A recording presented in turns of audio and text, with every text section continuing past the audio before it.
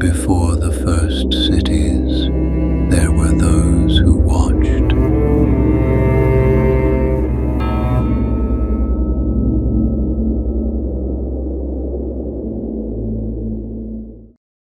Long before the first cities were built, we watched the heavens. Fire moved among the stars, and something moved with it. To some it was the voice of gods, to others the eyes of creation itself. They appeared as light, as flame, as sound across the sky, watching us, shaping our beginnings. Every culture remembered them, the luminous ones who came and went beyond the clouds. We call them the Watchers.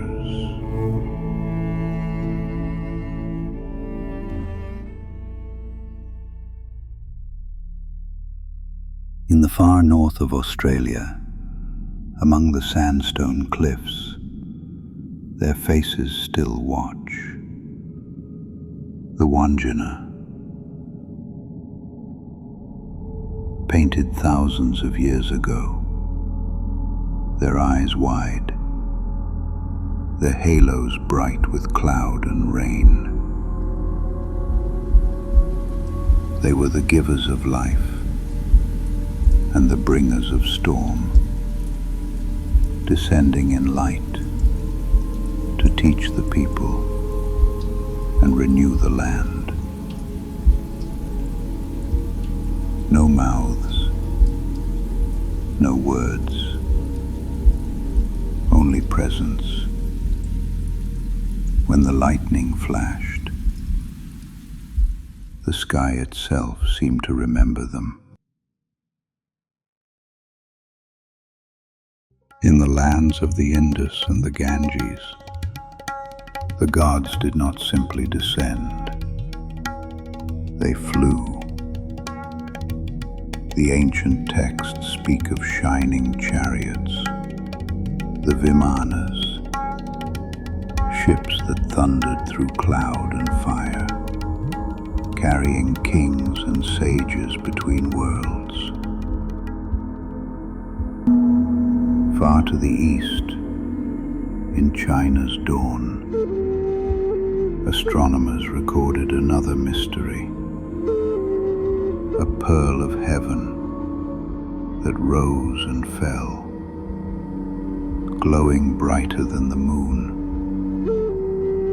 From temples to observatories, the sky became a place of motion, and the watchers, masters of light and craft, moved above it all.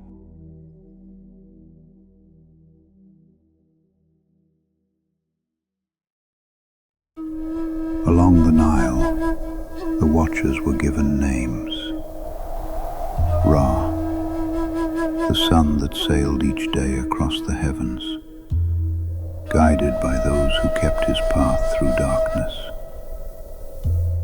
In the temples they carved his journey, the solar bark, a vessel of light, carrying the gods between worlds. When the night sky burned with the fire star of Thoth, the priests recorded a visitation, a brilliance that rose from the western desert and fell into the river's reflection. To them, the heavens were not above.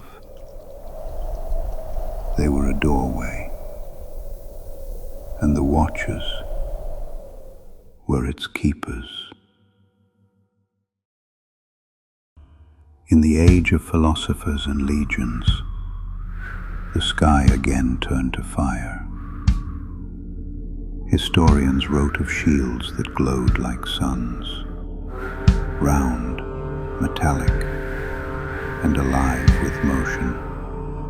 In 214 BC at Hadria, they crossed above the Roman camps. In 76 BC at Tarquinia, a burning disk hovered, turning day to amber. To the soldiers it was an omen, to the scribes a wonder. To us, it is something else entirely. The same lights that watched the birth of empires, now written into history itself.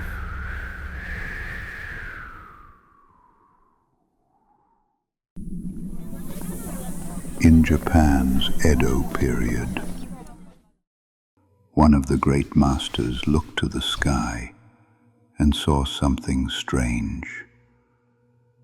Katsushika Hokusai's floating ship above the tea house shows the Koishikawa gardens after a snowfall, and a domed vessel hovering above Mount Fuji. Painted between 1830 and 1840, it appeared centuries before the word saucer was spoken.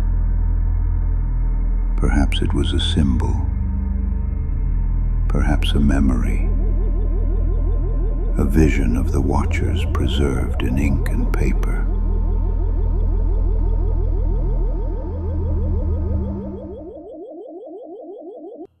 Across the ocean, on the high plains of Peru, the watchers left shadows of their own. In the Nazca Desert, enormous lines stretch for miles, geometric paths, animals, and hands that can only be seen from above. Among them, a strange signature, 3 fingers, carved into stone and sand, pointing skyward. The people built these patterns to be seen, but by whom? Was it devotion, communication, or invitation? Under the desert wind, the message remains, silent, but still visible from the heavens. Across the world, from the very first stories ever carved into clay, humanity remembered a presence that moved above them. In Sumer, in the dawn of cities, scribes wrote of beings who traversed the heavens, luminous travelers who watched the world from above.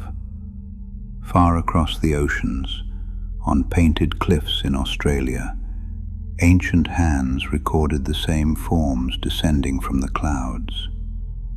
Egypt saw them in the path of the sun, guiding the solar bark across the sky. Japan saw them in winter light, a vessel drifting above Mount Fuji, frozen forever in ink. Rome saw shields of fire that rolled across the heavens like burning wheels. And in the wide deserts of the Americas, the earth itself was carved open, shaped into lines and symbols that only watchers in the sky could see. Different lands, different languages, different gods and stories and dreams, yet the same shapes move through them all. Circles of light, beings without breath, visitors who descend and rise again. One memory carried across continents, one presence reflected in every age. Call them angels, call them spirits, call them gods, call them watchers. The names changed, but the light did not. Even now, the same quiet flame passes above our world. The same silence, the same gaze, a reminder older than any empire, older than any myth, older than the stones themselves.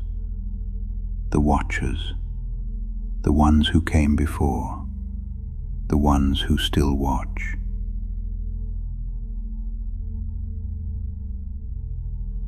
And as this ancient journey begins, we want to give you something more, because behind every story you've heard tonight are hundreds of others, from every continent, every culture, every age. To help you explore this global history for yourself, we're building a complete Google Earth atlas of these encounters, a living map stretching across millennia.